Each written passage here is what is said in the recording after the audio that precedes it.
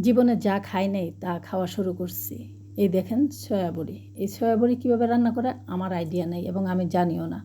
কারণ আমি দেখে, দেখে রান্না করতে পারি না। এটা হচ্ছে একটা অন্যরকম বিষয়। তো ছেলে বলল যে, "আম্মু এগুলা রান্না করলে খুব ভালো লাগে।" ও নাকি খেয়েছে। তো কীভাবে রান্না করে আপনারা কি জানা আছে? নিশ্চয়ই জানা আছে, খাবেন না কেন? এটা তো খাওয়ার ভালো জিনিস শুনেছি।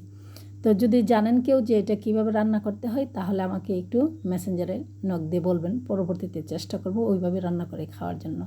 কিন্তু আমি সব মাংসর যত মশলা আছে সব মশলা অল্প, অল্প দিয়ে এটা রান্না করব। প্রথমে সিদ্ধ করে নিয়েছি, আপনারা তো দেখতেই পেলেন। সিদ্ধ করার পরে কিন্তু এটা একদম ফুলে, ফুলে উঠল।